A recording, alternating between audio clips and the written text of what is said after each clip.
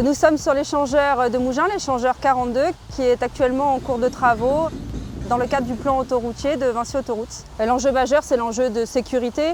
On fait tout d'abord ces travaux pour sécuriser l'ensemble de l'échangeur et des bretelles de sortie. Le deuxième objectif, qui est totalement lié avec le premier, c'est de fluidifier la circulation de tout le carrefour. Là, on est sur la zone principale, qui est la zone de l'élargissement en lui-même, de la création de la future nouvelle voie.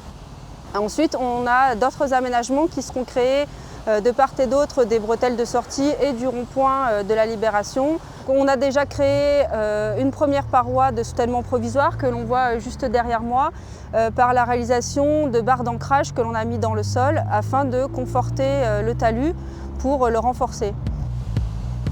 Là, on est sur la zone où on est en train de construire le mur de soutènement. Juste en dessous, on voit la paroi provisoire qui a été construite et la zone de futur mur qui est en train d'être aménagée. Juste en face de nous, on a la zone de l'anneau de la bretelle d'entrée dans lequel on a réalisé tout le réseau d'assainissement principal du chantier. Et donc à la fin des travaux, toute la zone de ce talus-là sera revégétalisée.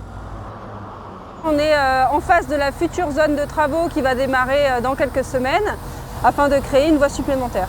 On recalibre les îlots existants afin de réduire les îlots et d'augmenter la largeur des voies de circulation.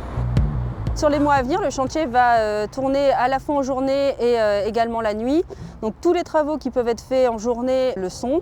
Par contre, une certaine partie des travaux est obligatoirement à réaliser de nuit pour ne pas impacter de façon trop importante la circulation. Les opérations qui vont être faites dans les semaines à venir sont la construction du mur de soutènement en lui-même, qui est un mur en parement gabion.